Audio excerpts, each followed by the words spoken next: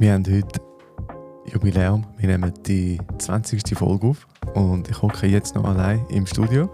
Der Tim kommt jetzt aber gerade mit einer Überraschung für mich. Ja? Ja. Ja? Das bin ich als zu großes Ding rausgekommen. Wir haben schon Kaffee gehabt. Ja. Du musst jetzt aber mal einen trinken. Alter! Ja. Wie geil! Yeah, Mann, zeig mal. So geil! Wir sind eben Keramik. Fuck, wie mache ich das jetzt? Wir sind Keramik malen. Und nachher habe ich keine Idee gehabt, was ich machen soll. Heb mal in die Kamera. Heb mal auf. Heben wir auf. Cheers. Hey, auf Cheers, 20. Bro. Auf 20? Krass, Mann. Gut Kaffee. Mhm. Und dann, Alter. Und dann, dort beim Keramik malen, da bin ich so mit diesen zwei Rohling, nennt man die, wenn die noch nicht brennt sind oder bemalt. Das ist einfach so Tonform. Mhm. Bin ich so zu dieser Chefin, die dort am Arbeiten war. Und dann habe ich sie so gefragt, so, ja, ich würde gerne die zwei machen. Und dann hat sie gesagt, ich weiß nicht, ob 2 geht in dieser Zeit. In dem Moment bin ich so, Watch me. watch me. Aber Herz, Mann. Ja, und jetzt haben wir offiziell Kopfraus Das Espresso Tässchen. passt. Hätten wir vielleicht auch noch müssen sagen, weil Leute, die das nicht auf Social Media sehen, sind so, was geht eigentlich ab? Oh shit, ja. Mich in die Kamera haben während dem Podcast. Ja. Ja. Hey ja, auf 20, Mann. Crazy. 20. Ich find's wild. Erste Ziel haben wir erreicht. Ja. Will, was ist deine Grundvoraussetzung gewesen, als ich zu dir gekommen bin und gesagt habe, hey, Ich weiss aber einfach nicht mehr, ob das stimmt, die Umfrage, die wir gemacht haben, oder die Auswertung. Aber ich habe gelesen, dass 90% der Podcasts, die starten, nicht über 20 Folgen kommen, sondern irgendwann aufhören, so bei 14, 15. Und dann habe ich gesagt, hey, wenn wir schon so etwas machen und ein bisschen Geld in die Hand nehmen für alles und so viel Zeit investieren, dann mindestens 20 Folgen. und darum, das ist die letzte Folge. Wir danken euch allen, die zugelassen Yes. haben. Nein, wir haben, Eva und ich haben uns gerade letzte dazu unterhalten und sind wirklich zum Schluss gekommen, wir machen das sehr gerne. Einfach kannst du nur da sitzen und zu reden. Ja. Und wenn dann noch ein paar Leute zuhören, noch so gut. Ja. Hey, ja? Und wenn wir noch ein paar positive Inputs geben können, noch besser. Yes. Wir sind schon voll in der Folge, es ist ja ungewohnt. Ja. Ungewohnter Start. Ja. Du. Sind wir schon voll drin, oder? Ja. Ich das würde sagen. Okay. Ich würde sagen. Ja. Was schauen wir in unserer 20. Folge an? Wir schauen das Imposter-Syndrom an. Hast du ein bisschen Imposter-Syndrom mit diesem Podcast? Bist du so... Was haben wir überhaupt zu melden? Nein. Nein? Nein. Wir haben, Krass, wie hohe Meinung du von dir hast. nein, aber es ist ja mehr darum, wir haben ja wie mal müssen festlegen, wie wir den Podcast gestalten. Das stimmt. Und in unserer Hätte- Pilotfolge haben wir wie auch gesagt, so, hey, es Ja. wird nicht immer alles perfekt sein und es ist einfach ein Projekt. Hätten wir jetzt den Anspruch, dass wir immer wissenschaftliche Studien, die aktuellsten wissenschaftlichen Studien haben und so. Und wir sind ja beides keine Forscher. Forscher, die voll am aktuellen Stand sind, dann wäre so, oh, okay, vielleicht schon. Aber Vor allem müsstest du dann auch immer wieder irgendwie eine neue Folge zum gleichen Thema machen, weil irgendwie neue Studien rausgekommen ist. wenn etwas sich Ja. entwickelt, ja, das stimmt. Aber jetzt für die sind, über was redet die genau? Wir haben nicht einmal gesagt, Imposter-Syndrom. Ja. Wir sind jetzt davon ausgegangen, viele Leute kennen es. Keine Ahnung, ob das so ist. Es ist das Phänomen, es heißt auch anders Hochstapler-Syndrom. Es geht so im Kern darum, dass man, wenn man etwas macht auf der Arbeit, dass man immer das Gefühl hat, man wird jetzt dann sofort entlarvt, dass man eigentlich gar nicht kompetent und qualifiziert ist für das, was man macht. Und das geht mit einem riesen Druck auch einher und man hat immer so ein das Gefühl, ich bin ein Betrüger. Wieso glauben mir das die Leute? Und man hat immer so ein bisschen die Angst auch, dass irgendwann auffällt, dass ich wirklich nicht qualifiziert bin für die Stelle oder das Projekt, das ich jetzt leite oder das, was ich mache. Und darum hat jetzt die mega gefragt, ja, ob ich das kann beim Podcast.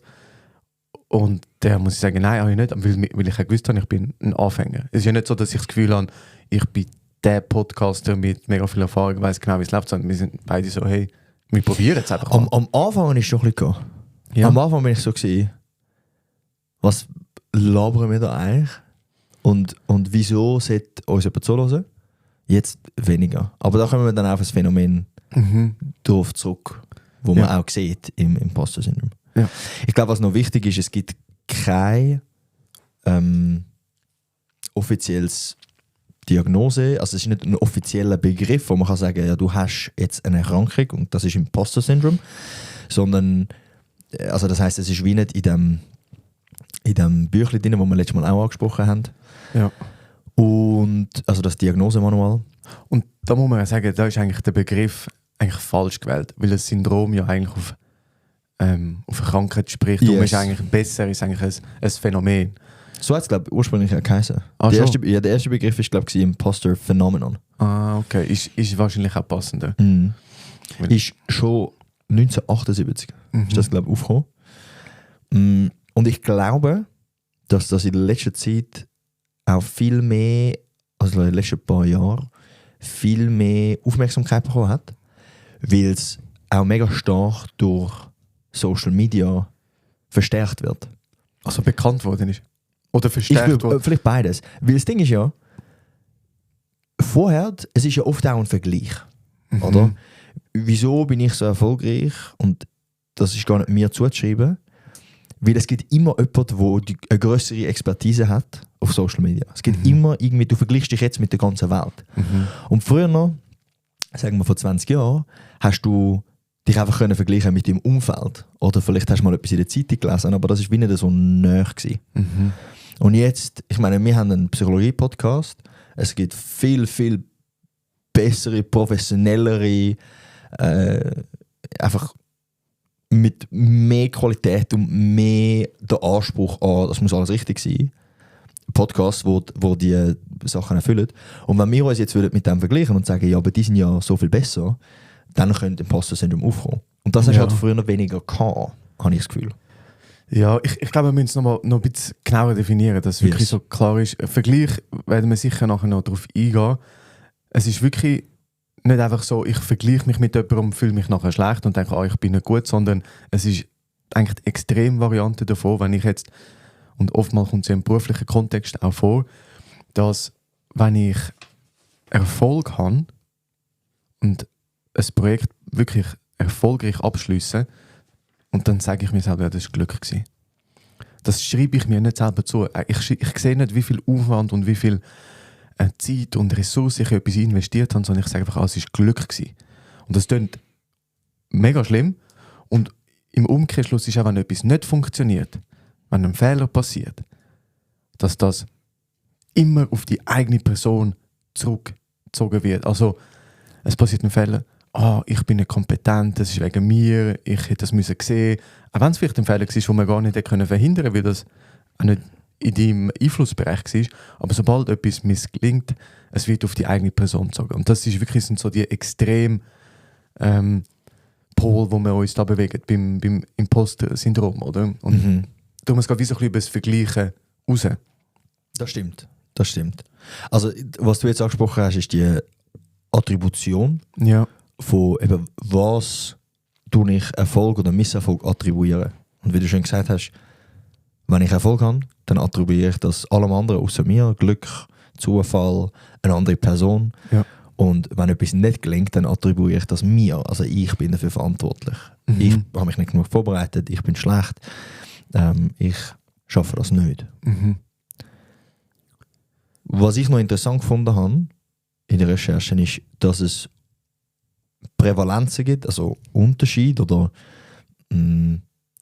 unterschiedliche Ausprägungen bei unterschiedlichen Personengruppen. Ja. Und vor allem Minorities, also Minderheiten und Frauen haben stärkere Ausprägungen von Imposter-Syndrom. Kannst du das erklären? Ja, also ich habe etwas Ähnliches gelesen, jetzt gerade bei Minderheiten aufgrund von Diskriminierung. dass sie eigentlich sehr früh im Leben, also wenn sie Diskriminierungserfahrungen gemacht haben, meistens ist ja nicht erst im Erwachsenenalter, sondern schon mega früh, vielleicht in der Schule und so, dass sie nicht gut sind, weniger wert vielleicht auch als andere Menschen, dass sie wirklich so klein gemacht werden und das ja mega prägend ist und man eigentlich mit dieser Haltung oder mit diesen Glaubenssätzen nachher ins Berufsleben einsteigt, aber immer so im Hinterkopf ist ja, ich bin nicht gut, ich bin schlechter als andere, ich bin nicht wert und dass das so prägend ist, dass man dann sich auch keinen Erfolg zuschreibt, wenn man etwas mega gut macht und vielleicht sogar härter arbeitet als andere und sich der Erfolg sogar vielleicht mehr verdient hätte. Und bei Frauen dann das Ähnliche, oder? Aufgrund von wie soll ich sagen, der Entwicklung von früher sind die Frauen einfach die Heime und haben nicht geschafft. Und erst in den letzten, 30, 40 Jahren, wo es da eine Änderung gibt. Oder? Und so wahrscheinlich auch die Glaubenssätze noch präsent sind. Voll. Weil ich meine, ist ja irgendwie logisch, wenn du aufwachst und dir wird immer gesagt, du bist nicht genug gut für etwas oder du kannst das nicht und dann plötzlich kannst du es und du glaubst das, was man dir mal gesagt hat, dann gibt es ja wie keine andere Lösung, als das einfach einem Zufall oder einem Glück zuzuschreiben. Oder? Also das heisst, wenn dir die ganze Zeit gesagt wird, ja, du wirst nicht können Ärztin oder Arzt werden und dann irgendwann schaffst du es, dann bist du so, und du das glaubst, was man dir dort gesagt hat, dann ist ja so, gut, der einzige Grund, wieso ich da sein kann, ist Glück oder Zufall oder was auch immer, aber sicher nicht ich, weil man hat mir ja immer gesagt, ich kann das nicht. Und ein weiterer Punkt sind auch Vorbilder. Weil wenn du Vorbilder hast, die sehr ähnlich sind wie du, die das schon erreicht haben, dann ist es wie logisch. Dann bist du so, okay, ja, die haben das geschafft, ich kann das auch schaffen. Und jetzt gerade zum Beispiel für Frauen, wo es historisch gesehen sehr viel weniger zum Beispiel CEOs gibt. Und jetzt wird eine Frau CEO, ist es ja wie so, aber wieso bin ich jetzt da? Weil es gibt ja wie sonst keine oder mega wenig Frauen, die ich aufgewachsen bin, die das so hatten. Also, wenn man das glaubt, wenn man das Imposter-Syndrom hat, ist es ja die einzige logische Erklärung, es ist Glück. Und man vergisst all den Aufwand, all die Fähigkeiten, die man erworben hat. Und das führt dann dazu, dass man sich ständig anfängt zu hinterfragen. Ja. Hey, und also in der Vorbereitung, was ich gemerkt habe, ich habe mich gefragt, ja, habe ich das manchmal? Und ich will es jetzt mit Nein behaupten, weil über das, was wir jetzt reden, ich finde, das ist so viel ausprägter. Oder wie stark es ist. Und wenn ich also mich dort eingelesen habe oder auch so persönliche Stories gehört habe, es hat mich... Ich habe gedacht, boah, es klingt so anstrengend. Es ist so anstrengend, dass du eigentlich die ganze Zeit im Konflikt mit dir selber bist und so die Stimmen in dir rein, die sagen, ja, das hast du gar nicht verdient, jetzt hast du wieder mal Glück gehabt, boah, jetzt bei diesem Projekt sind wir nochmal unten durchgekommen, das hat niemand gemerkt. So belastend. Ja, das ist krass. Und ich glaube also, wir alle kennen das Gefühl von krass, was mache ich eigentlich da? Wieso wird mir die Kompetenz zugeschrieben? Und ich meine, ich habe das auch.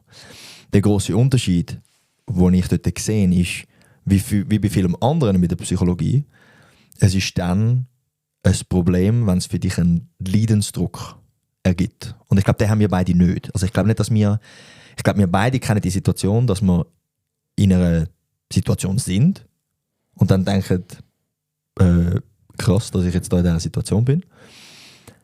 Aber es belastet uns nicht. Und es ist nicht so, oh mein Gott, ich muss jetzt alles dran setzen, um nicht auffallen, dass ich die Kompetenz nicht habe, sondern es ist vielleicht zumindest bei mir, aber ich glaube bei dir ähnlich, wir nutzen die Chance, wir sind so, okay, jetzt bin ich schon mal da, jetzt mache ich das Beste daraus und versuche mich weiterzuentwickeln in dieser Situation. Es kommt wie nie zu dem, also auch wenn vielleicht kritische Stimmen kommen, oder? Ich dachte, Ivo, was machst du da? Wie bist du jetzt da gelandet?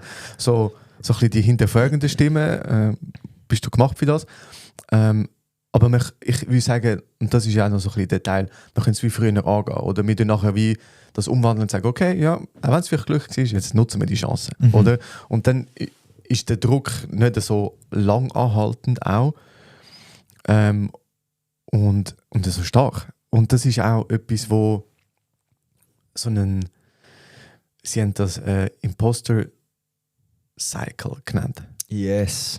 Und das finde ich extrem spannend, wie sich das entwickelt. Oder? Und an einem Beispiel, jetzt jemand macht mega gute Arbeit, sagen wir in einer IT-Firma, macht einen super Job. Nach 2-3 Jahren kommt sein Chef zu ihm und sagt, hey, super Job, es wird eine Teamleitungsstelle frei, wir würden dich gerne befördern. Und dann denkst du, ja, okay, ja, mache ich. Und natürlich war es Glück gewesen, dass du eben dort gelangt bist. Heisst, es kommen aber noch mehr Erwartungen auf dich zu. Und um mit diesen Erwartungen umgehen, tut man so viel Zeit in die perfekte Vorbereitung. Man tut so viel mehr Stunden als alle anderen in etwas investieren. Man hat vielleicht 4 Abende gerade heim, schafft aber die Heime noch weiter und tut alles perfekt vorbereiten, möchte ja keine Fehler machen und gibt sich voll in das rein, einfach zum Ja verhindern, dass man auffliegt. Ich kann es ja doch nicht. Und dann gibt es, weil man ja so gut vorbereitet ist und so gute Arbeit leistet, gibt es vielleicht wieder Erfolg, aber die tut man nicht auf sich zuschreiben. Sondern es war wieder Glück. Es ist wieder Glück gewesen. Und das ist wieder der Cycle, der nicht aufhört. Und dann vielleicht in 10 Jahren kommt eine neue Position, wo man denkt, okay, ja, ich werde wieder befördert. Der Druck nimmt einfach noch mehr zu und die Vorbereitung wird noch mehr. Und wenn man es jetzt sieht, über Jahre so eine hohe Arbeitsbelastung, weil man ja dann einfach immer die extra Meile geht, um ja nicht auffliegen, ist eine Belastung. Das heisst, irgendwann fehlt einem die Energie, also auch dort so Korrelationen zu Burnout, also Erschöpfungsdepression, zu Angststörungen auch. Auch geringe Jobzufriedenheit oder Leistungs-Selbstkonzept. Das ist schon noch krass. Es gibt auch noch eine andere Variante, wie der Kreis sich kann fortsetzen kann. Durch Vermeidung. Also jetzt in deinem Beispiel, der IT-Mensch bekommt die Beförderung oder wird die Beförderung angeboten und er ist so, oh mein Gott, auf keinen Fall und vermeidet und nimmt die Stelle nicht an. Was aber halt dann vielleicht auch dazu führt, okay, jetzt muss ich wenigstens den Job, den ich habe, muss ich möglichst gut machen und es bringt dann nicht voran. Ja, also man steht sich dann ein bisschen selber im Weg, oder? Obwohl man eigentlich vielleicht gerne eine Karriere machen und auch mehr können bewirken. Ja. Du hast vorhin mal angesprochen, eben, dass wir weniger Imposter-Syndrom haben. Gibt es dann, wenn es aber aufkommt, gibt es verschiedene Kontexte, wo du stärker spürst als in anderen? Ja, also das habe ich eben noch spannend gefunden, weil ich das so ein bisschen reflektiert habe, weil ich die Gefühle von mal unterlegen sein und so das Gefühl habe, gehöre ich überhaupt da an? Die gibt es, also die habe ich, oder? Habe dann aber gemerkt, es ist nicht so per se so, also dass das wie so immer so ist, sondern es kommt mega aufs Umfeld drauf an. Also in welchem Umfeld, in welchem System bewege ich mich. Und das habe ich gemerkt, als ich im Mai einen neuen Job angefangen habe, wo extrem viel sehr gut ausgebildete Leute arbeiten, mit extrem viel... Es ist ein absolutes Expertenteam. Absolut Expertenteam, aber nicht nur von der Ausbildung, sondern auch von der Erfahrung. Also von der Berufserfahrung sind auch alle älter als ich. 10, 15, 20, manchmal 30 Jahre mehr Erfahrung. Und ich dann schon so merke, es macht etwas mit mir. Und ich habe sowieso 2 Seiten mir. Zum einen finde ich das extrem inspirierend, so zu sehen, oh, wow, krass. Und denke, weißt, wenn ich sehe, wie die Leute denken oder etwas angehen. Ja, man kann enorm viel lernen. Man kann extrem viel lernen. Und der andere Teil ist so, also wenn du dann anfängst, Vergleich zu ziehen. Und wie es halt so ist, wenn man sich nach oben vergleicht, es ist nicht das Beste für den Selbstwert. Also ich habe dann schon gemerkt, ich habe mich dann manchmal so ein bisschen kleiner gefühlt und dachte, okay. Und habe es dann aber mehr, nicht weil ich mich als Imposter gefühlt habe, sondern als Hochstapler. Ich meine, ich habe ja auch doch einen Master gemacht und bin noch um einiges jünger. Also ist ja klar, dass ich mit 28 nicht 20 Jahre Berufserfahrung kann haben. Und wenn man das dann wieder so ein bisschen auch reframed, also von einer anderen Perspektive gesehen und gemerkt, ich muss mich nicht mit jemandem vergleichen, der 50 ist und einfach ganz anders im Leben drin steht, oder? Aber ich habe dann schon gemerkt, es löst etwas aus. Oder so Vergleich nach oben. Und ich habe das aber zum Beispiel jetzt viel weniger, wenn ich jetzt als Beispiel, ich habe mal im alten Job so Tagesschulung gegeben zum Thema personenzentrierte Gesprächsführung, also wie tut man nach Carl Rogers, das ist ein humanistischer Psychotherapeut, wie tut man dort Gespräche führen. Und da bin ich der einzige Psychologe im Raum gewesen. Und der einzige, erzählen, was du willst. Und der Einzige, der das wirklich auch kennt hat, oder? Weil die anderen sind eher so aus der Betreuungsausbildung, so Betreuung. Und dann bin ich so gewesen, da löst ein ganz anderes Gefühl aus, weil ich wie der einzige Experte im Raum bin.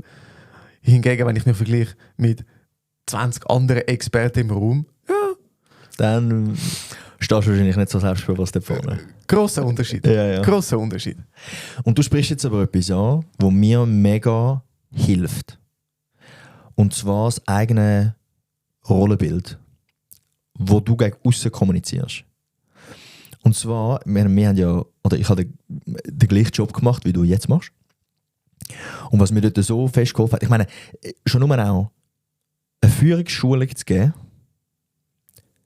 Inhalt zu vermitteln zu Führungsthemen, wenn du eine Klasse vor dir hast, mit vielleicht 20 Leuten, wo alle in einer Führungssituation sind, alle zwischen, sagen wir, 35 und 55, das ist wild. Also dort als Ende 20-Jähriger vorne zu stehen und dann etwas über Führung zu erzählen, ist absurd eigentlich. Mhm. Und was mir mega geholfen hat, ist, meine Rolle klar zu definieren. Und ich habe nie den Anspruch gehabt, dass ich ihnen etwas über Führung erkläre oder etwas über Führung predigen und sage, so müssen wir das machen. Sondern ich habe immer, und den Anspruch auch ausformuliert, gesagt, hey, ich habe ein Wissen in der Psychologie, ihr seid Experten in der Führung. Es ist nicht meine Aufgabe, euch zu sagen, wie ihr führen müsst. Ich gebe euch das psychologische Wissen, ihr bringt eure Erfahrung aus der Führung und wenn wir die zwei Sachen kombinieren, dann könnt ihr etwas mitnehmen. Und ich nehme das für euch mit, was für euch passt. Und ich habe ein ähnliches Beispiel gehabt jetzt diese Woche. Ich habe am Donnerstag einen Workshop geben in St. Gallen zu Networking. Und es sind irgendwie knapp 40 Leute gewesen. Alles, ich würde sagen, es hat vielleicht eine Person gehabt, die jünger war als ich. Mhm. Die sind alles Fachkräfte aus der Ostschweiz. Und ich habe meinen Workshop angefangen mit, ich bin nicht da, um euch die Lösung zu geben. Ich bin da, um Inputs zu geben, um vielleicht Denkanstöße zu geben. Schlussendlich habt ihr alle enorm viel Erfahrung in dem, was ihr macht und auch im Networking. Und ich versuche einfach das mitzunehmen, was für euch passt und probiere mit dem etwas zu machen. Und das nimmt so viel Druck weg, weil dann muss ich mich nicht mehr fragen, was mache ich eigentlich da, was will ich denen erzählen, sondern ich rede aus meiner Expertise, genauso wie du bei der humanistischen Psychologie Experte gewesen bist, bei den Betreuern. Wenn du aber andersrum dort bist, und ich meine, du kannst das gleiche Spiel spielen, wenn du jetzt einen Vortrag gehabt hättest von 20 Experten in der humanistischen Psychologie. Du könntest es so drehen und schauen, okay, wo ist meine Expertise jetzt im Vergleich zu denen, die zuhören. Meine Expertise ist, ich bin vielleicht jünger. Und ich kann vielleicht einfach mein Verständnis von meiner Generation geben zu der humanistischen Psychologie. Und ihnen nicht ihre Expertise abschreiben und sagen, ich stehe jetzt da vorne und ich erzähle euch jetzt, wie es läuft, sondern ich bringe vielleicht ein bisschen einen anderen Twist mit zu dieser Thematik. Mhm. Und ich habe jetzt auch in der Vorbereitung auf die Folge gemerkt, dass ich mega fest so vorgehe, auch mit meiner Selbstständigkeit. Weil in dieser Branche, in der ich arbeite, sind sehr viele Leute sehr viel älter und erfahrener. Mhm. Und mich mit denen zu vergleichen, ist absurd, weil sie machen das zum Teil seit 20, 30 Jahren. Aber was ich mitbringe, ist die vielleicht Kultur oder die Mentalität von der neuen Generation. Und ich kann hingehen und sagen, hey, ich habe ein eher junges Publikum, wenn ich diesen Workshop mache. Und ich bringe eine Expertise aus der Psychologie und kann vielleicht die Kultur auch aufnehmen. Und ich konzentriere mich dann auf das, was mich unterscheidet und nicht auf das, was ich gleich mache, wie die Expertinnen und Experten, die 50 plus sind. Ja, und also mega spannend und du konzentrierst dich auch nicht auf das, was dich unterscheidet und wir absetzen. Yes. Oder? So, ja, genau. Sondern ich konzentriere mich auf das, was mich unterscheidet und positiv abhebt. Genau. Ja. Einfach, und so klein der Aspekt auch ist. Also ich meine, ich habe einen Networking-Vortrag gehabt, bin zu dem Kunden, das war so eine Messe gewesen, bin angelaufen und habe gesagt, hey, ich bin ja ein Networking-Vortrag gewesen, er ist gut gewesen. Es war ein Vortrag bei Studierenden. Oder für Studierende. Er ist gut gewesen, inhaltlich. Die Person, die den Vortrag aber gegeben hat, war 50 plus gewesen. Und viele Studierende haben mit dem nicht resoniert. Mhm. Und ich habe ihnen dann gesagt, hey, falls ihr einfach mal überlegt, das Programm zu überarbeiten und falls ihr findet, ihr möchtet etwas Neues, fände ich das sehr interessant, mit euch zusammen zu arbeiten, weil ich bin in einem ähnlichen Alter und ich kenne viele von diesen Herausforderungen, wo ich sage, junge Leute, die ins Arbeitsleben kommen, haben, wenn es ums Networking geht. Mhm. Und aus dem heraus ist nachher der Auftrag entstanden, weil sie gefunden haben, hey, ja, absolut. Und ich habe mich auf das fokussiert, was mich positiv absetzen. Ja. Und jetzt zum Beispiel, wenn man auf den ITler zurückgeht, wo die Stelle angeboten bekommt. Wenn wir jetzt ganz klischeemässig schubladisieren, dann ist der ITler vielleicht eher zurückhaltend, er ist vielleicht nicht so menschlich dominant, sondern er ist vielleicht sehr in seiner Arbeit drin und ist ein grosser Experte in dem, was er fachtechnisch macht. Aber vielleicht nicht in Führung, vielleicht ist er eher zurückhaltend. Und wenn er sich jetzt vergleicht mit Chefinnen und Chefs, die vielleicht auch auf dem Internet sind, wo er sieht, die haben mega Menschenkenntnis und die haben irgendwie auch eine gewisse Dominanz und ein gewisses Auftreten, dann verstehe ich schon, wieso das dort Imposter-Syndrom reinkriegt. Mhm. Wenn er sich aber darauf fokussiert, hey, ich habe eine riesen Expertise in dem, was ich mache, operativ, also ihm kann ich coden oder was auch immer. Und meine Aufgabe als Chef wird sein, das Team mit dem Fachwissen zu unterstützen und auszubilden. Und dann plötzlich ist er wahrscheinlich einer der befähigsten und einer der besten Führungspersonen für das Team, wenn er mit diesem Mindset hineingeht. Mhm. Und das andere ergibt sich dann auch. Und er muss ja dann nicht versuchen, der charismatischste, beste, dominanteste, führungsfähigste Chef zu werden, sondern er kann sich eine Führungsrolle aussuchen, wo er anpasst auf seine Fähigkeiten. Mhm. Und seine Fähigkeiten in dem Moment Seine Stärken. Genau, sind operatives Coding. Und wenn er das so raus kommuniziert, wird das Team auch weniger von ihm erwarten, dass er die, ich sage, klassische, glamourisierte Führungsrolle einnimmt. Mhm. Und ich finde das hilft mir sehr, sehr fest, mich auf das zu fokussieren, was mich positiv abhebt. Ja. Und das auch so zu kommunizieren. Ja.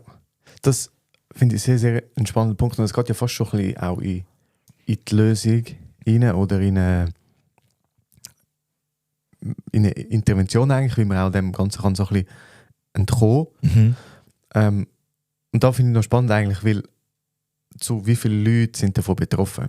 Oh. Wenn wir bevor wir jetzt noch weiter in die Lösung reingehen, was ich sehr spannend gefunden habe, je nach Studie, also es gibt ja so Meta-Analysen, wo mehrere Studien mit reinnehmen und eine hat, was hat sie gesagt, 9% bis 81? 82. 82. Ja, also ja. zwischen Riesenunterschied. zwischen 9 und 82% der Leute sind davon betroffen. Was ja eigentlich nicht wirklich aussagekräftig ist. Eine andere Meta-Analyse, die jetzt im 25 rausgekommen ist, Also ganz kurz schnell, die Meta-Analyse hat eben die verschiedenen Studien angeschaut und gesagt, okay, die tiefste Studie, die wir gefunden haben, hat geheißen, hey, es hat 9% Auftretungswahrscheinlichkeit in der Bevölkerung. Und eine andere Studie hat gesagt 82. Ja. Und nicht die Studie selber hat erforscht, wie viel das Ja, haben, genau. sondern sie hat verschiedene Studien zusammengenommen und geschaut, okay, was sind die Resultate von diesen unterschiedlichen Studien. Okay. Und das hat eigentlich auch die jetzt im 25 gemacht, also eben mehrere Studien angeschaut, wie können die vergleichen, was ist so der Konsens auch. Und dort sind es jetzt, glaube ich, 62% von der... Und hat es nicht mehr so eine grosse Diskrepanz? Doch, immer noch. Und es kommt halt mega...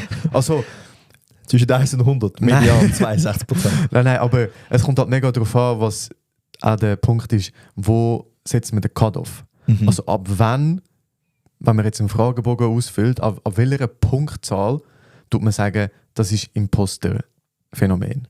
Oder? Und je nachdem, wo man den setzt, das ist natürlich einfach irgendwann mal eine Entscheidung in der Forschung, im Projekt, wenn man sagt, ja, keine Ahnung, du hast gesagt, es hat 20 Items oder 20 Fragen, der Fragebogen. Wenn man sagt, okay, ab 15, wenn man 15 mit Ja beantwortet hat, dann ist es Imposter-Phänomen. Andere haben vielleicht gesagt, ja, ab 12.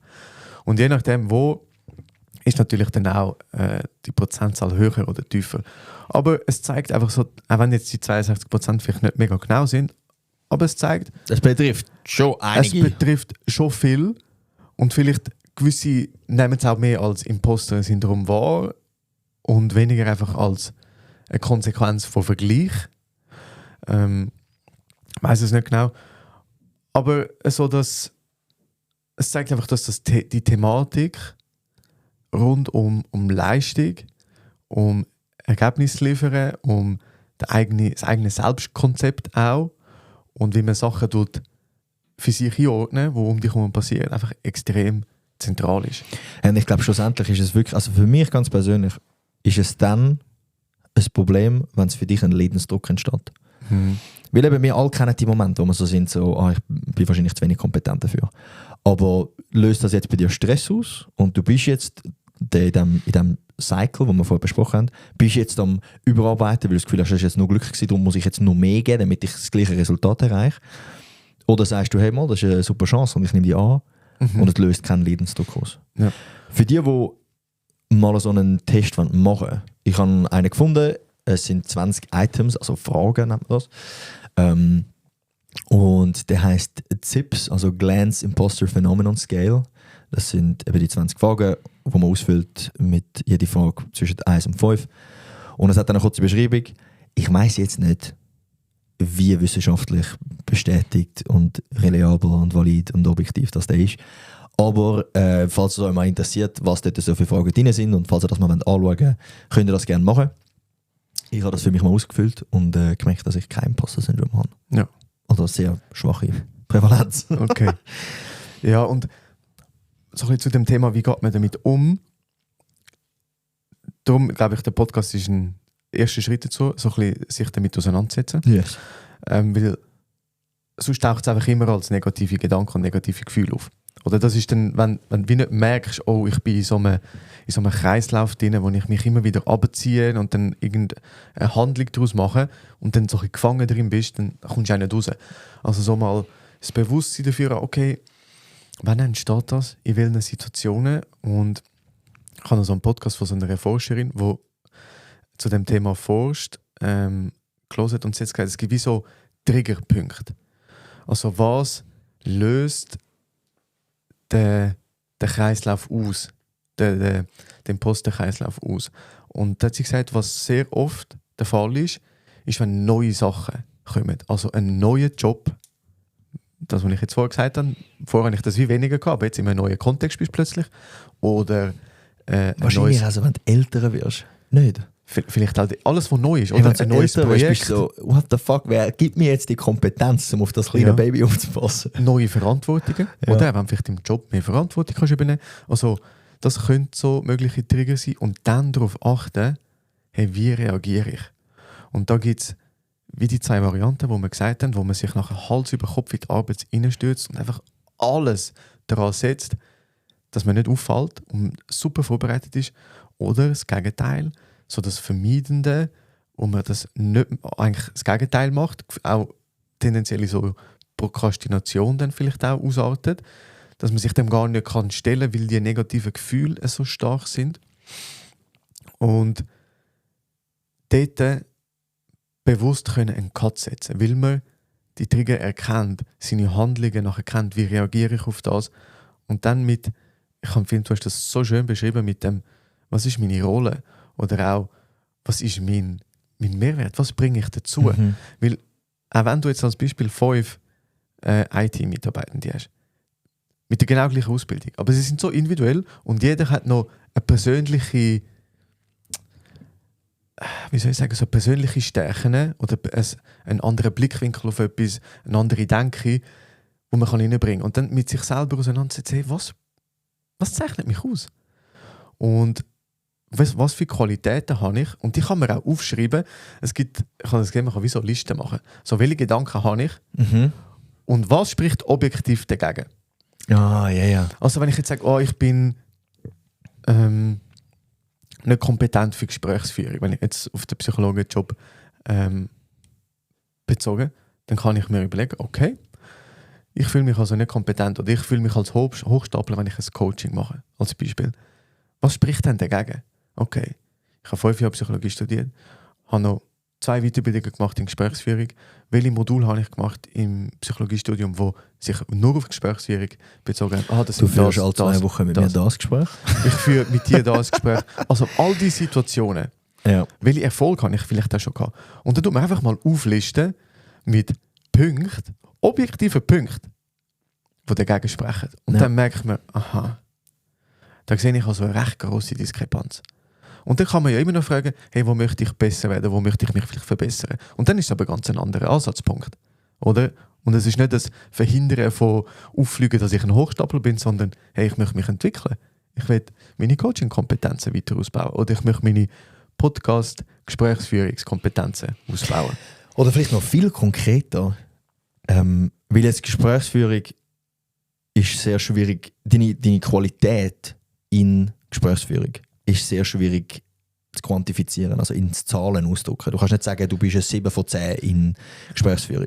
Ja, aber du kannst auch Feedback einholen. Absolut, aber du kannst dann trotzdem nicht sagen, du bist ein 7 von 10. Ja, du kannst oder nicht ein 8 in von 10 Zahlen sagen. Ja, genau. Wo du das aber kannst, ist zum Beispiel mit Schulprüfungen. Also ich habe das so krass gefunden im Studium, wenn Leute, die im 4. Semester noch nie eine Note hatten, unter einem 4,5 oder 5 sogar, die sind nämlich so gestresst vor diesen Prüfungen. Und sie waren so, oh mein Gott, ich weiss nicht, ob ich bestehe, ich weiss nicht, ob ich genug weiss. Blablabla. Ich bin so, schau mal schon objektiv auf die letzten 4 Semester. Mhm. Du hast keine einzige Prüfung nicht bestanden. Wieso machst du dir jetzt so einen Stress? Was wird anders sein bei dieser Prüfung? Weil du machst es, wenn du jetzt das nie würdest sagen, dass du nie würdest sagen, oh mein Gott, ich bin nicht so schlecht vorbereitet für diese Prüfung, dann würde ich mir Sorgen machen. Weil dann bin ich so, okay, du hast es bis jetzt noch nie gesagt, jetzt machst du Sorgen, das ist wahrscheinlich begründet.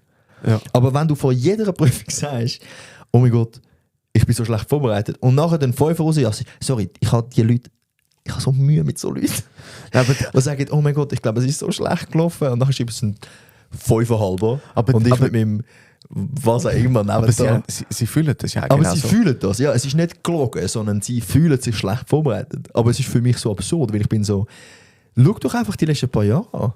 Also, du hast ja objektive Evidenz, also Beweis, dass du genug gut vorbereitet bist. Ja, und das ist ja genau das Problem. Das ist ja genau der Kern. Und darum muss man ja genau dort ansetzen. Es kann nicht sein, dass ich Erfolg die ganze Zeit am Glück zuschreibe, wenn ich eine akribische Vorbereitung auf Prüfungen habe. Yes. Und in dem Moment, wo man, und das sind eben auch wieder so die Auslöser kennen, sich selber kennen, wo man merkt, wann tritt das auf, dass man dort ansetzen kann, okay, und jetzt tun wir einfach mal sammeln, was habe ich, alles, was in meinem Einflussbereich ist, was habe ich dafür gemacht, und das tun wir sammeln. Und dann zeige ich mir, dass es kein Glück war. Ich habe mir den 5,5 verdient. Weil ich habe 1,5 Mal mehr gemacht und vorbereitet als alle anderen. Eigentlich, was du da ansprichst, als Ganzes ist eine Reattribuierung. Also wir haben ja vorher von dieser Attribuierung geredet, von wenn ich Erfolg habe, dann ist es Glück, wenn ich Misserfolg habe, bin ich es als Person. Und eigentlich ist einfach die Aufgabe, um dort zu schauen, okay, wie schaffe ich es, dass ich Erfolg auch mir zuschreibe, dass ich Erfolg auch geniessen kann. Dass ich kann sagen, yes, das bin ich gewesen. Und in dem Extremfall, wie kann ich vielleicht schauen, dass Misserfolg, ich manchmal kritisch hinterfrage, hey, welcher Teil bin ich für den Misserfolg verantwortlich und welcher Teil ist einfach vielleicht der Kontext, was sich so ergeben hat. Ja. Ich finde das noch wichtig. Und ich glaube, viele Leute mit Imposter-Syndrom die erlauben sich auch nicht, mal so ein bisschen die arrogante Stimme rauszulassen. Oder? Was ich damit meine ist, ich glaube, dass wir alle irgendwo in uns drin eine Stimme haben, die uns sehr fest anzweifelt, die sagen, du kannst das nicht und das ist schwierig und das ist jetzt Glück gewesen, dass du das schaffst. Ich glaube aber auch, dass wir alle eine Stimme in uns drin haben, die sagt, du bist der absolut Geilste. Du bist so gut in dem, was du machst. Das ist manchmal einfach ein bisschen leislich. Ja, genau. Und ich glaube, die Ausprägung von diesen zwei Stimmen ist von Person zu Person unterschiedlich. Und Leute, die vielleicht Imposter-Syndrom haben, ist vielleicht die Stimme, die sehr kritisch ist, lauter als die andere. Und was ich mir vorstellen kann, ist, dass Leute mit Imposter-Syndrom oder die das so empfinden, die arrogante Stimme, von du bist der Geilste, dass man der nicht zulässt, keinen Platz gibt, weil man so ist so, oh mein Gott, das ist ja gefährlich, wenn du mir das so sagst, dann tue ich mich ja nicht mehr vorbereiten und dann fliege ich auf als Imposter. Und ich glaube, man darf so ein bisschen auf dieser Meta-Ebene so ein bisschen von außen sich selber betrachten und die Stimme hören, die arrogante Stimme, und so sagen so, das ist jetzt noch interessant, dass du das sagst, dass ich das gut gemacht habe.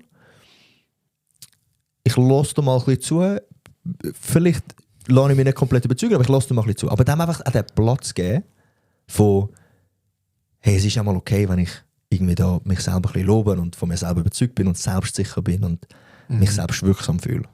Ja. Voll. Ich habe noch etwas. Yes. Und zwar, du hast vorher gesagt, dass Imposter-Syndrom oft dann auftritt, wenn eine neue Situation, neue Verantwortung, neue Aufgaben kommen.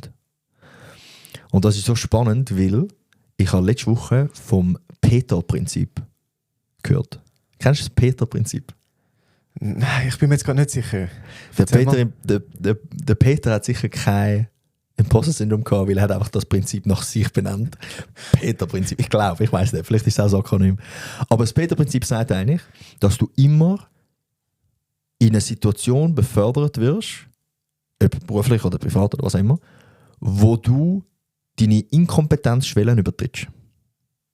Also einfach ausgedrückt, wenn du befördert wirst im Job, dann wirst du ja in eine Stelle befördert, wo du die Kompetenzen noch nicht hast. Von wo auch? Von wo auch? Du bist ja vorher nicht in dieser Situation gewesen. Genau. Und das ist so spannend, weil ich glaube, wir haben immer wieder so ein bisschen den Anspruch an uns selber, oder die Gesellschaft hat sie an uns, dass wenn wir in eine neue Situation kommen, dass wir alles schon können. Du wirst älter, du weißt jetzt, wie du musst älter sein. Du wirst irgendwie Chefin oder Chef, du weißt, wie man Chefin oder Chef muss sein. Du, was auch immer. Und ich glaube, man muss wie auch damit klarkommen, dass du halt in Situationen zwangsläufig reinkommst, wo du inkompetent bist und was deine Aufgabe ist, zum kompetent werden. Und das Peter-Prinzip, finde ich, geht so gut in das Imposter-Syndrom hinein, weil wenn du weißt, dass das ja einfach so ist, du wirst ja in Situationen hinein befördert oder entwickelt, wo du dich inkompetent fühlst, weil du bist ja nicht kompetent. Und das alleinige Wissen, finde ich, kann schon recht viel Druck wegnehmen, weil es ist dann wie okay, wenn du noch nicht so weit bist und deine Aufgabe ist es dann einfach, die Kompetenzen zu erlernen.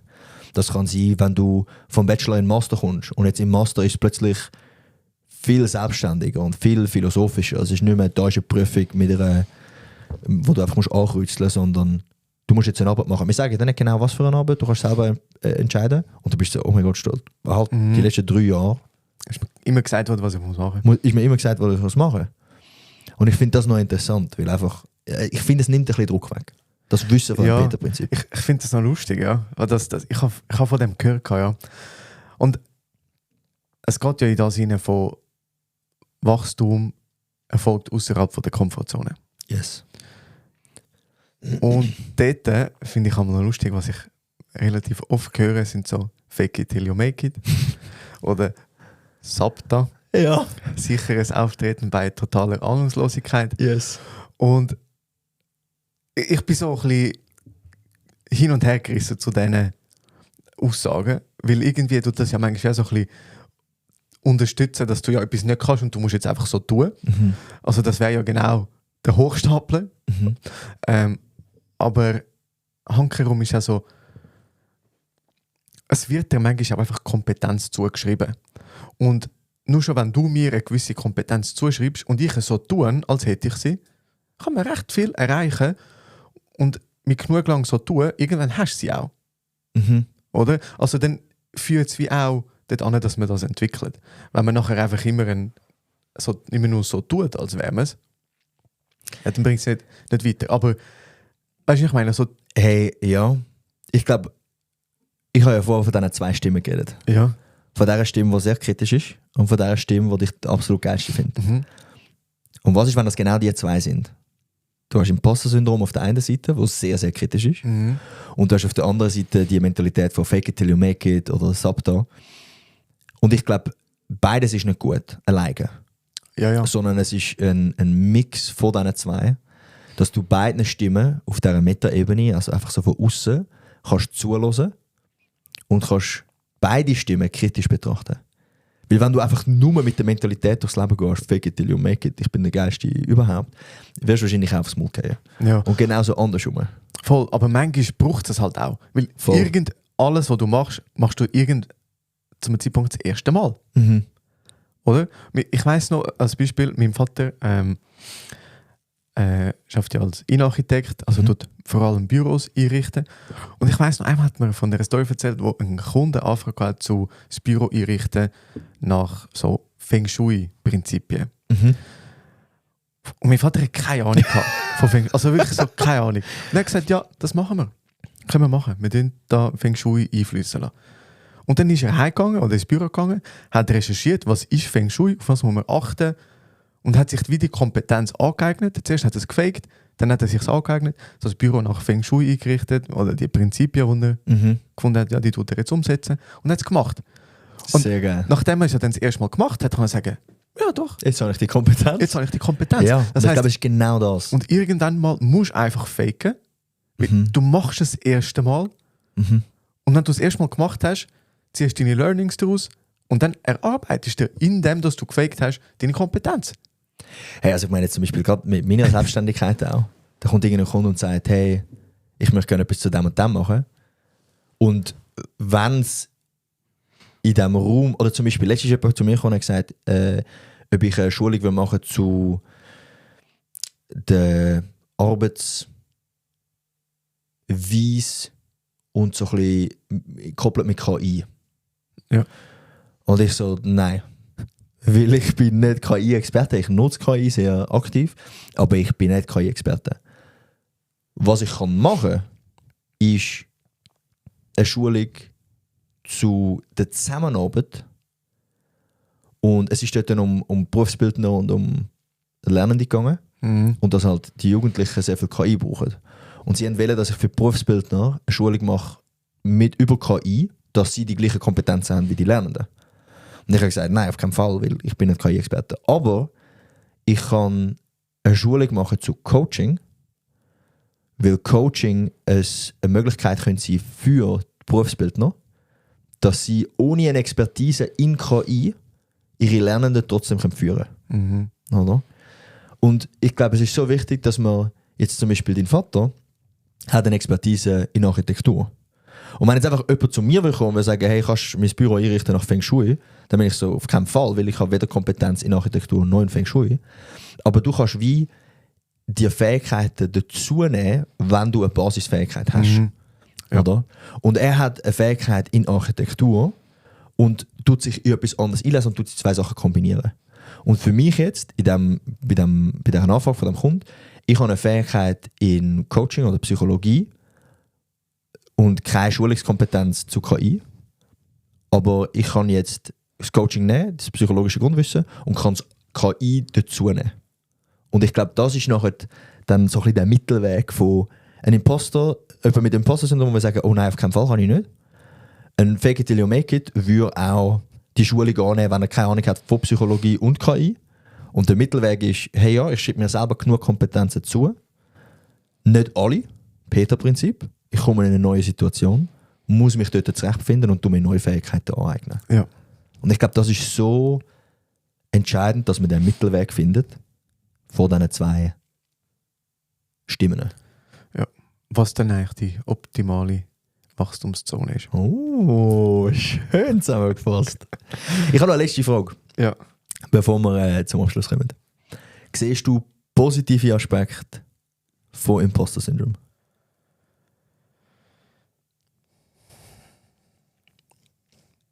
Der Grund, wieso dass ich frage, weil es ist ein bisschen geladene Frage, sorry. Also, es kommt darauf an, aus welcher Perspektive du es siehst. Ich meine, je nachdem kann es ja so viel Energie freisetzen, um sich mit einem Thema befassen oder ein Projekt voranzutreiben, was einfach so, man findet, ja, okay, ich mache das, ich fühle mich kompetent, ich mache das, am 5:30, wenn ich Feierabend gehst heim, oder? Das heisst, wenn du das Phänomen in dir innen spürst, denkst du, oh, ich darf ja nicht auffallen als Hochstapler. Und so viel Energie, dass du investierst, also die Energie wird ja von irgendwo freigesetzt. Auch wenn das negative Emotionen sind, die das freisetzen. Aber es hat ein gewisses Potenzial. Ich bin jetzt nicht Fan davon, aus dem die ganze Energie zu ziehen, aber es könnte man jetzt als Reframing, als positive Konsequenz davon sehen. Also weil für mich ist so in der Vorbereitung ganz klar gewesen, Imposter-Syndrom ist etwas Negatives. Das muss man loswerden. Und habe dann in der Vorbereitung ein Buch gelesen. Ist es der Adam Grant gewesen? Das Buch heißt Think Again. Ja, ist das gut? Hey, ich kann empfehlen. Und in diesem Buch kommt auch Imposter-Syndrom, beschreibt er das und bringt auch Beispiele von Leuten, die Imposter-Syndrom hatten, wo du und ich beide würden sagen, what the fuck? Wieso hat die Person Imposter-Syndrom? Sie hat so unglaubliches Zeugs erreicht. Das ist krass. Also es gibt Beispiele von... Es gibt so viele krasse Leute mit Imposter-Syndrom. Ja. Oder wo das sich selber zuschreiben. Und ich glaube, was er dort beschreibt, ist, eben, es setzt dort mega viel Energie frei. Und du kannst wie auch mehr erreichen dadurch. Ich glaube, man muss einfach schauen, dass es nicht einen ausbrennt oder nicht zu negativ behaftet. Aber das Imposter-Syndrom führt im Idealfall dazu, dass du permanent das Bedürfnis hast, um dich weiterzuentwickeln. Es darf dich einfach nicht hindern. Ja, ich weiss genau, was du meinst. Ich bin nicht so Fan von dem. Nein? Ich finde so, und das ist jetzt wie das, was ich vorher aufgegriffen habe mit dem Vergleich. Weil dich mit jemandem, der einfach massiv kompetenter ist als du, auch älter, wenn du dich mit dieser Person vergleichst, hast du wie die beiden Aspekte drin. Das kann inspirierend sein und sagen, hey, ich möchte auch so werden. Und das als Antrieb nehmen, um zu schauen, wie macht die Person was, wie kann ich mich in diesem Bereich weiterentwickeln, was ich positiv finde. Oder es kann sein, oh shit, ich kann nichts. Und aufgrund von einem Gefühl von Inkompetenz tue ich mich jetzt noch so auf Krampf mit negativen Gefühlen in das hineingeben, was für mich einfach extrem ungesund tönt. Glaube ich auch.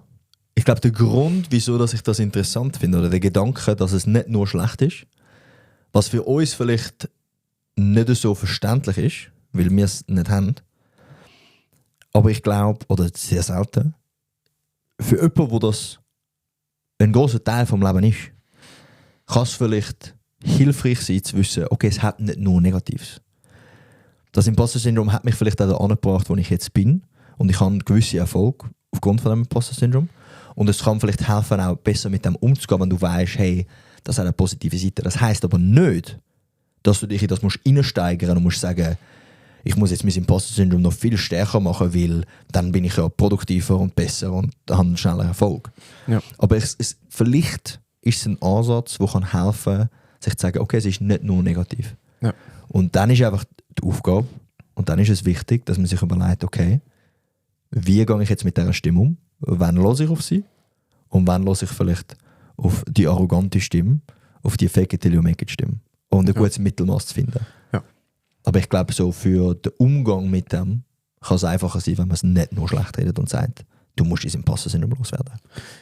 Ja, das ist per se, dem gehst du wie ein Kampf. Oder so Ja. im Widerstand zu dem. Es ist ja wie nicht ein Kampf, sondern ein Umgang mit sich selber. Yes. Und der ist ja am besten oder am schönsten, wenn es wohlwollend ist, oder? Und auch ein bisschen Druck rausnehmen. Also ich muss das loswerden. Oder? Ja. Ist ja nicht unbedingt immer die hilfreichste Art, um etwas zu sagen. Voll. Und so als Abschluss, was manchmal auch helfen kann und ich manchmal auch nutze, ist, und da bist du meine Inspiration, Kalle, wo du mich mal gefragt hast, ist so, was ist das Schlimmste, was passieren kann? Ah ja. Und die Frage finde ich so gut und ich stelle mir die im Fall oft im Leben. Was ist das Schlimmste, was passieren kann? Und dann merkst du, ja, so schlimm ist es gar nicht. Weil ich bin so ein kleiner Fisch Und es gibt Leute da draussen, die so viel härter abgehacken. Ja. Und wenn die das überlebt haben und nach ein paar Monaten ihr Leben normal weiterleben können, nach einem riesen Abfuck, dann kann ich das auch, wenn das Worst-Case-Szenario eintritt. Ja. Das frage ich mich öppe mal so, was ist das Schlimmste? Dann merke ich so, so schlimm ist es gar nicht. Ja. Und das habe ich von dir. Und ich als von irgendeiner Coaching-Vorlesung. Hey, ja. Du hast noch letzte Hirnzelle für mich. Yes. Und zwar Was steht? 6,4. Okay. Oh mein Gott, ich kann auf 7,4 erhöhen. Ja, Shit. Ich hoffe, Ja. das ist eine richtig schwierige. dann krass. Ich habe nur noch 4% Akku, also du musst sie schnell beantworten. Okay. Welche Aussage beschreibt am besten die empirisch nachgewiesene Bedeutung der Persönlichkeitsfaktors Gewissenhaftigkeit? Okay. Sag nochmal. Welche Aussage beschreibt am besten die Bedeutung vom Persönlichkeitsfaktor Gewissenhaftigkeit? Okay. A. Hohe Gewissenhaftigkeit korreliert vor allem mit Kreativität und Offenheit für neue Ideen. Nein. Personen mit hoher Gewissenhaftigkeit zeigen eine geringe Lebenszufriedenheit, da sie stärker zu Perfektionismus neigen. Okay. Gewissenhaftigkeit ist einer der stärksten Prädiktoren für berufliche Leistung und über verschiedene Tätigkeitsfelder hinweg. Niedrige Gewissenhaftigkeit steht in keinem systematischen Zusammenhang mit Gesundheitsverhalten. Ich habe die Antworten gerade so schlecht vorgelesen. Aber es ist allgemein kompliziert formuliert. Ich sage C. Gewissenhaftigkeit ist ein super Prädikator über sehr viele Geschäftsfelder und Branchen für beruflichen Erfolg. Yes, korrekt. Geil. Oh mein Gott. Oh mein Gott. Ich denke immer wieder, dass ich gesagt habe, gute Comeback-Story. Also, warte schnell, bevor ihr jetzt abhängt, bevor ihr aus dem Podcast rausgeht, wir haben noch eine wichtige Frage an euch. Wenn wir zuerst mal sagen, wieso dass du die Hirnzelle gewählt hast, die letzte Hirnzelle. Weil wir haben etwas im Petto. Ja, haben wir das nicht schon mal gesagt? Haben wir? Ich weiß nicht. Okay, ich sage es nochmal, einfach schnell. Okay. Der Ivo hat jetzt eine von 5 Persönlichkeitsausprägungen eine Frage gestellt. Gewissenhaftigkeit ist eine von 5 Big Five. Persönlichkeitseigenschaften. Und wir haben jemanden, der dort sehr viel weiss. Der Ivo und ich beide haben einen Persönlichkeitsfragebogen ausgefüllt. Der wird jetzt aktuell ausgewertet von dem Experten, den wir dann dürfen, da bei uns zu Gast haben. Und wir werden unsere 2 Persönlichkeiten im Podcast mit dieser Person anschauen, ohne dass wir selber das Resultat schon wissen. Also wir wissen nicht, wie stark unsere Ausprägungen sind in diesen 5 Dimensionen. Es wird also spannend. Sehr. Also ich freue mich. Ich habe ein bisschen sehr Angst. Aber es wird geil. Es wird sehr geil. Ja. Ja. Jetzt aber die wichtige Frage, sorry. Wichtige Frage. Und zwar, Tim und ich haben gemerkt, den Podcast, wenn wir weiterziehen, wenn wir mehr Zeit haben, wenn wir den noch ein bisschen professioneller machen. Wir haben jetzt beide begrenzt Zeit. Aber wir möchten dann auch noch ausbauen und haben uns überlegt, ein Workbook, also ein Arbeitsbuch, rauszugeben. Arbeitsbüchli. Arbeitsbüchli, wo wir zu psychologischen Themen Reflexionsfragen bekommt, so Mini-Interventionen, Sachen, wo man sich mit sich selber und dem Thema kann auseinandersetzen kann. Einfach beschrieben mit so Anleitungen, wie man sich mit dem Thema kann auseinandersetzen kann. Und da haben wir die Frage an euch. Fändet ihr das cool? Und wenn ja, was für Themen wären spannend oder würdet ihr gerne mit so einem Workbook bearbeiten? Yes. Also die grobe Idee, die wir haben, ist, dass wir nächstes Jahr das mal angehen. Dass wir vielleicht irgendwie ein Büchlein machen mit 10 Kapiteln, mit 10 psychologischen Themen, wo dann jedes Kapitel aufgebaut ist mit kurzer theoretischer Einleitung, mit praxisnähen Beispielen und Stories und dann nachher eben die praxisbezogenen Reflexionsfragen, Aufgaben, die man im Buch gar ausfüllen kann. Und dann nimmt es uns Wunder, was könnten interessante Themen sein. Wir haben natürlich auch Themen im Kopf, wo wir sagen, das muss rein. Aber vielleicht sagen die auch, hey, das haben da vielleicht noch gar keine Folge dazu gemacht. Oder hey, diese Folge hat mir mega gefallen, macht dort unbedingt das Kapitel dazu. Ja. Dass wir da von euch mal noch eine Meinung hören. Voll. Und da eben, das ist uns sollte unser Ziel vom Podcast nochmal verstärken, dass wir Leuten positive Impulse geben können, Inputs geben können, dass sie eine positive Veränderung, die sie möchten, im Leben können umsetzen können.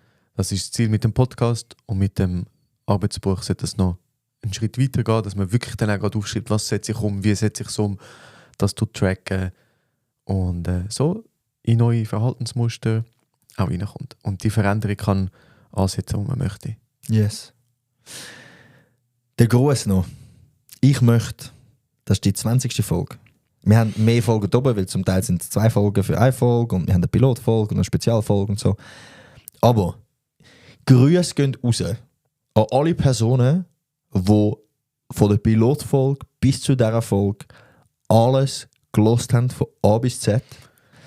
Und wenn ihr wollt, schreibt uns, weil dann können wir euch auch persönlich noch Danke sagen. Wenn ihr sagt, hey, ich habe jede einzelne Folge gelost, schreibt uns auf Instagram oder TikTok unter Kopf_Chaos. Und dann freuen wir uns. Ja, danke Wirklich ganz, an ganz dieser Stelle, dass ihr so treu und loyal zugelassen habt. Und auch alle anderen, die einfach so reinhören. Danke viel, viel mal. Wir sind hochmotiviert, um Vollgas weitermachen. Und ja, macht's gut. Danke für eure Aufmerksamkeit und bis bald. Schöne Woche Start. Ciao zusammen. Ciao miteinander.